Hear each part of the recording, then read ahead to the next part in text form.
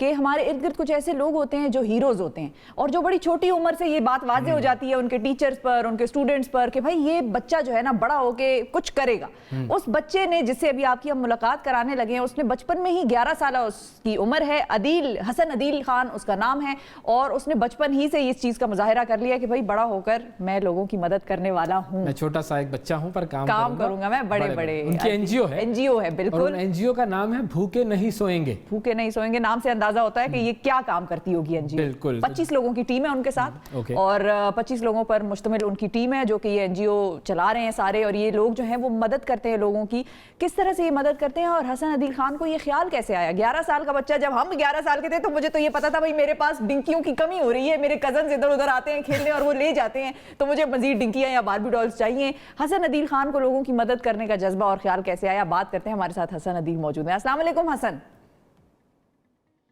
अस्सलाम वालेकुम, कैसे हैं आप? हम तो बिल्कुल ठीक है हसन। आप बहुत बड़े बड़े काम कर रहे हैं, देखने में बहुत छोटे से नन्हे मुन्ने से हैं लेकिन काम बहुत बड़े बड़े कर रहे हैं।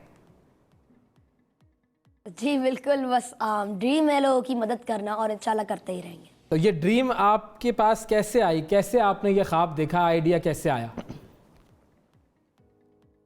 बिल्कुल, मैं आपको बताता चलूँगा।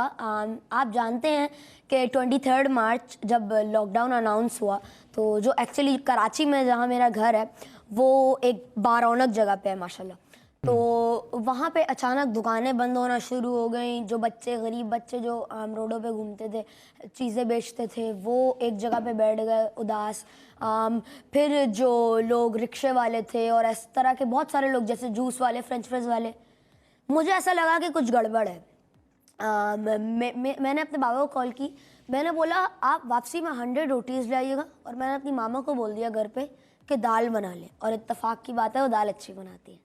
तो जब मैंने उन्हें ये बोला तो उन्होंने बोला कि हाँ ठीक है मैं बना देती हूँ, बट उन्होंने पूछा कि इतनी सारी दाल क्या ज़रूरत है? तो मैंने बताया उन्हें कि मुझे ऐसा कुछ गड़बड़ लग रही है तो हम बांटने चलते हैं। खैर मेरे बाबा आए, हम बांटने गए, मैंने ऐसी ऐसी चीज़ें देखी, ऐसे ऐसे वाक़यात उस टाइम पे मेरे साथ हुए, और शायद अल्लाह चाहता ही था कि ये काम मैं करूं और इस एज में मैं करूं। तो जब हम बांट रहे थे दालें, तो मैंने 2 ऐसी चीज़ें देखी विच टच्ड माई हार्ट, और मेरे दिमाग में एक ऐसा आइडिया आया कि अब एनजीओ कंटिन्यू करनी है। पहली चीज़ मैंने ये देखी कि एक अंकल बैठे हुए यूँ करके, अब प्रॉपर वो यूँ बैठे हुए। मैंने अपनी गाड़ी का शीशा खोला, मैंने दाल निकाली, रोटी निकाली, मैंने बोला एक्सक्यूज़ मी अंकल, ये आपके लिए। तो उन्होंने बोला बेटा शुक्रिया, एक और दे दो, मुझे अपने घर ले जानी है। और उन्होंने प्रॉपर हाथ जोड़े, एक और दे दो, मुझे अपने घर ले जानी है, मुझे अपनी फैमिली के लिए चाहिए। मुझे एहसास हुआ कि भूख इंसान को किसी भी चीज़ के लिए रुला सकती है, कुछ भी करने के लिए रुला दे सकती है। मैंने उन्हें एक और दी। फिर मैं आगे गया, मैंने एक और अंकल को दाल दी, तो वो आखिरी दाल थी और रोटी ठंडी हो गई थी। तो उनके बराबर में एक गंदा सा नलका था, वो उन्होंने खोला, वो गीली करी रोटी और वो खा ली। बस दैट टच्ड माई हार्ट। उस रात मैं पूरा दिन सोचता रहा कि भाई एनजीओ खोलनी है, एनजीओ खोलनी है, एनजीओ खोलनी है, मगर मुझे एनजीओ का मतलब ही नहीं पता था। मैं यही सोच रहा था कि अब रोज़ रोज़ खाना बांटते रहेंगे क्योंकि लॉकडाउन आ गया, अब गरीबों की मदद करनी है। नेक्स्ट डे जब मैं सुबह उठा, मैंने फिर से अपनी मामा को बोला कि मामा आज फिर से दाल बना दें और फिर बांटने जानी है। तो उन्होंने बोला कि हसन बच्चा मैं तो बना दूंगी, बट देखो ना घर के भी काम होते हैं, घर के लिए भी खाना पकाना होता है, ग्रॉसरी लानी होती है, तो ऐसे बहुत सारे चंचल उन्होंने मुझे मसले बताए। अब मैं टेंशन में अपने सोफे पे बैठा हुआ हूँ यूँ करके, पता नहीं क्या हुआ। अल्लाह बिल्कुल चाहता था कि अब ये इसी बच्चे ने काम कर रहा है, या शायद मेरी मामा की और मेरी मेड की कोई डिस्कशन हुई डोमेस्टिक हेल्पर की। मेरी डोमेस्टिक हेल्पर मेरे पास आएंगे, उन्होंने मुझे यूँ किया मेरे कंधे पे। जब मैंने मुड़ के देखा तो वो मुझे कहती है हसन ये 500 रुपीज़ की नोट लो और काम शुरू करो। बस that was my turning point, और उस दिन मैंने सोच लिया कि ये काम शुरू करना है। क्या बात है, मतलब आज तो एंकर्स का दिल ही नहीं चाह रहा था कि आपको बात करते हुए टोकें, आपसे कोई सवाल पूछें। ये मैं अपना नहीं कह रही, मैं ओवैस का भी कह रही हूँ। बिल्कुल, ये जो आपका स्टाइल है बात करने का, और जितने एनिमेटेड आप हैं, जिस तरह से आपने यूं स्टाइल करके दिखाया कि एक शख्स ऐसे बैठा हुआ था, ये पूरा जो है ना, ये एक सेकंड रोके, इधर अपनी थॉट को रोके। बोलने का स्टाइल, फिलैंथ्रोपी का आइडिया किसकी नुमाइंदगी करता है? आपको क्या लगता है ये बड़े होकर किस जैसे बन जाएंगे? ये मुझे तो लग रहा है कि ये जो हमारे यहाँ पे काम करते रहे उन सबसे आगे निकल जाएंगे। अल्लाह करे, अल्लाह करे। इंशाल्लाह इंशाल्लाह। और उर्दू में भी आपका जो कमाल है, जो आपको ग्रिप है ना उर्दू की, ग्रिप, अब देखें जो गिरफ्त है आपकी उर्दू जबान पर, बारौनक, मैंने लफ्ज नोट कर लिया अपने पास, इत्तेफाक की बात है, बारौनक, मतलब ये भी आजकल हमारे बच्चों में जो है ये मामला जरा कम पाया जाता है। सही। तो अच्छा, अब आपने ये मामला शुरू कर दिया, एनजीओ आपकी जो है वो, फिर आपने काम करना शुरू किया और 25 लोग अब आपके साथ मिलकर काम कर रहे हैं। ये वो लोग हैं जो मुलाजमत कर रहे हैं आपकी एनजीओ में, या आपके साथ वॉलंटियर्स हैं?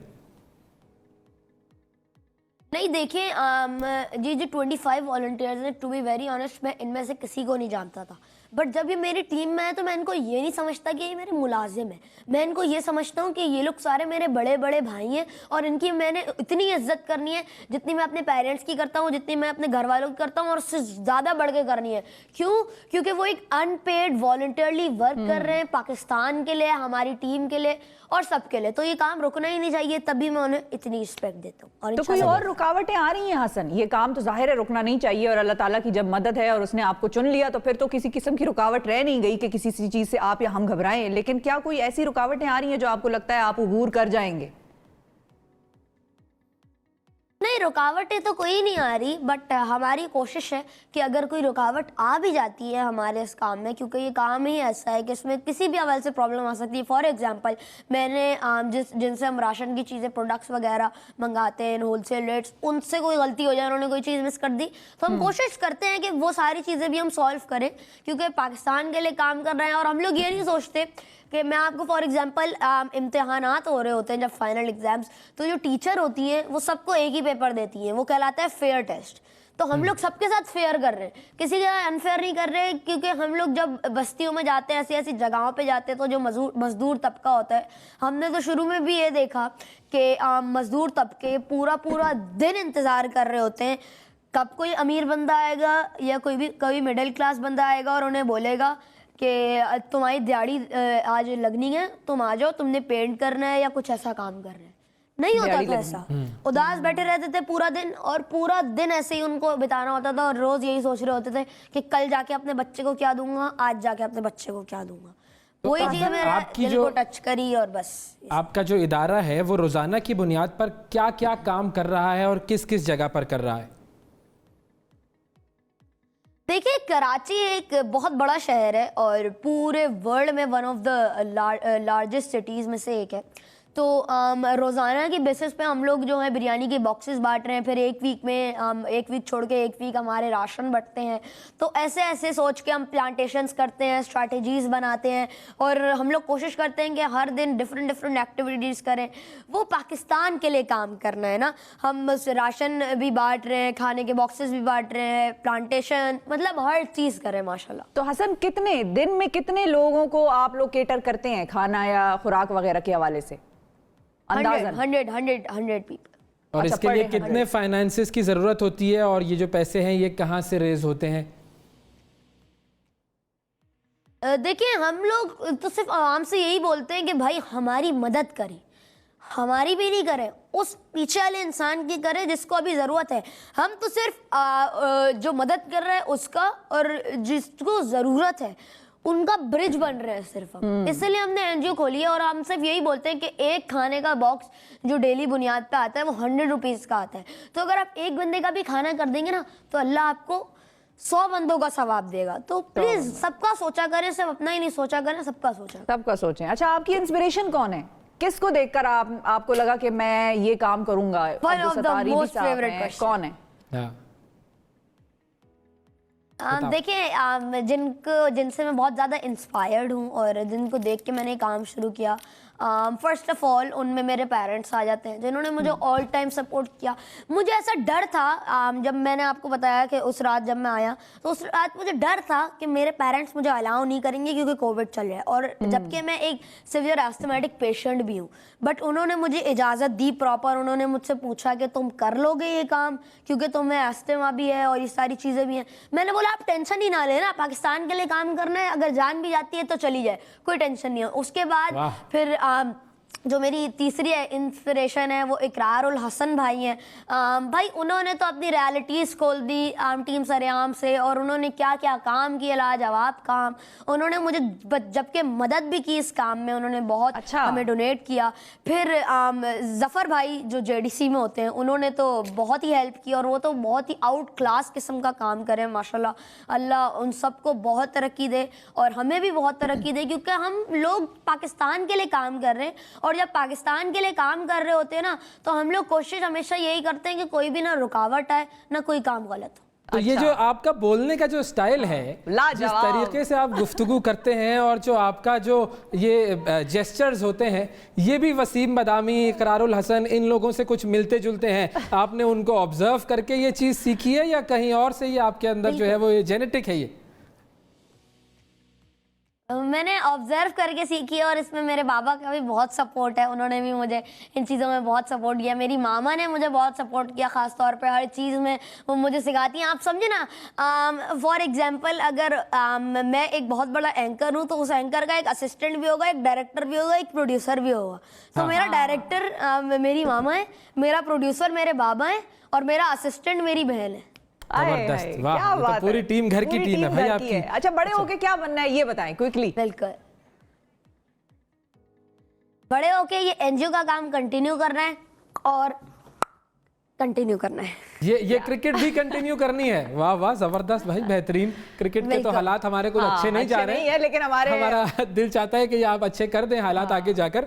और मुझे ये बताएं कि हमारे मुल्क के जो हालात हैं, जो पॉलिटिशियंस हैं, जिन्होंने अपने काम करने होते हैं, बहुत सारे काम वो कर पाते हैं, बहुत सारे काम नहीं कर पाते, उन पॉलिटिशियंस को आप कोई मैसेज देना चाहेंगे? देखिए, मैं मैसेज एक ही देना चाहूँगा कि हर बंदा, मैं ये नहीं कभी कहता कि कोई बंदा अपना ओन नहीं देता। उवैस भाई, आप भी इस्लामाबाद में होने के बावजूद कराची वालों की आपने किसी ना किसी तरह मदद ज़रूर की होगी। शिफा आपी, आपने भी किसी तरह इस्लामाबाद में होने के बावजूद कराची में किसी बंदे की होने की ज़रूर मदद की होगी। तो मैं कभी नहीं कहता कि किसी पॉलिटिशियन ने किसी की मदद नहीं की होगी, गवर्नमेंट ने कभी किसी की मदद नहीं की होगी। इन लोगों ने ज़रूर मदद की होगी। बट मैं ये चाहता हूँ कि एज अ पाकिस्तानी हम सब अगर मिल के ये काम और अच्छे तरीके से बढ़ाएंगे तो ये और अच्छा काम होगा। क्या बात है, मजेदार आपके साथ गुफ्तगू थी हसन। और जब आप इस्लामाबाद आए तो आप हमारे स्टूडियो आए जरूर। स्टूडियो क्या, मैं तो आपका फैन हो गया हूँ। नहीं, मैं फैन हुआ हूँ। चले, मुझे उन्होंने आप ही कह दिया ना, शिफा आप लोग से इंशाल्लाह जल्द मुलाकात होगी इस्लामाबाद के साथ। मैं कराची आऊंगा तो आपसे बिल्कुल मुलाकात करता हूं, और आप जो है आपके साथ तस्वीर खिंचवाना बनता है भाई, ये जरूरी है। ये ऐसे लोग हैं कि ये इंस्पिरेशन है, और आपने हमें तो इंस्पायर कर ही दिया है, और मुझे पूरा यकीन है जितने भी देखने वाले हैं उन सबको इंस्पायर किया होगा, पेरेंट्स सबको इंस्पायर किया होगा। और आपके पेरेंट्स को भी इस चीज का बड़ा क्रेडिट जाता है। तरबियत असल में माँ बाप की होती है, और वो नजर आ रही है। दुआ ये है कि अल्लाह ताला आपको बहुत बहुत कामयाबियां दे, और अपने साथ ना एक काम करें, बच्चों की एक फोर्स बनाएं, ताकि वो बच्चे जो है वो आपसे सीखते रहें, आपके साथ जुड़ते रहें, और आपके काम करते रहें। देना चाहूंगा जी जी जी। देखिए, आपने जिस तरह से बात की कि सारे चीज़ें लोग मुझे सपोर्ट करते हैं, बिल्कुल इस टाइम पे वो पूरा पाकिस्तान मेरे साथ है, और मैं इससे बहुत खुश हूँ कि जब पाकिस्तान आपके साथ है तो फिर किस चीज़ का डर है। और मेरा ये ख्वाब है हमेशा से कि पाकिस्तान के लिए कुछ ना कुछ करना है। तो ऐसी ऐसी एक्टिविटीज़ हुई मेरी टीम में जिन्होंने मुझे हेल्प की। एक जो सबसे मेरी फेवरेट एक्टिविटी थी वो ये थी कि जब मेरी सालगिरह का दिन था, उस दिन मैंने दो चीज़ें की कि मैंने तो पहले सोचा कि ज़रूरतमंद बच्चों के साथ में अपनी बर्थडे सेलिब्रेट करूं। मैंने बहुत ज़्यादा तादाद में आइसक्रीम्स ली, फिर मैं अलग अलग जगहों पे गया, मैंने उन्हें आइसक्रीम्स खिलाई, खुद खाई। मैंने बोला हाँ हम लोग मिलके खाते, एक जगह बैठ के हम लोग ने खाई, बहुत इन्जॉय किया। फिर जो एक और सबसे फेवरेट मेरी थी वो ये थी कि हम लोग एक ओल्ड एज होम गए, और वहाँ पर जब मैंने ऐसे ऐसे लोगों को देखा, मतलब यार वो ज़रूरतमंद तो नहीं होते, मगर उवैस भाई मैं आपको कैसे बताऊँ कि to be honest, very honest, उनके बच्चों ने उन्हें छोड़ दिया। मतलब मेरे पास तो लफ्ज़ ही नहीं है। मैं उनके साथ गया, मैंने केक काटा, वो बड़े खुश हुए। फिर एक अंकल वहाँ पे थे, उन्होंने बोला कि बेटा अगर यहाँ पे तुम्हारी जगह मेरा पोता होता ना तो मैं उसको भी एक 500 की नोट देता, तुम भी रखो। वाह, बस क्या ऐसी ऐसी बात है, बातें क्या उन्होंने बात की कि बस वो मेरे दिल को टच करी और फिर मैंने ये हसन, काम आप जो शुरू काम किया। कर रहे हैं तो आप उस लोग पर सब मुझे सपोर्ट करते रहे। हमारी सपोर्ट आपके साथ है, पूरी कौम की दुआएं सपोर्ट आपके साथ है, साथ दुआएं हैं। हैं। जहां हर जुमले में आपकी जबान पे पाकिस्तान का नाम आता है, उसके बाद तो आपके लिए दुआएं करनी बनती हैं कि बिल्कुल। पाकिस्तान और पाकिस्तानियों के लिए जो आपके दिल में पाकिस्तान एहसासात हैं। जिंदाबाद। जिंदाबाद जिंदाबाद। और सब लोग जो भी देख रहे हैं ना, जो प्रोग्राम देख रहे हैं, माशाल्लाह माशाल्लाह माशाल्लाह। बोल दें, क्योंकि नजर ना लगे नजर ना ऐसे लगे, बिल्कुल। बच्चे को, ऐसी शख्सियत को। बड़ा काम करना है आपने मुल्क के लिए। बहुत शुक्रिया हसन अदील खान, आपका वक्त दिया।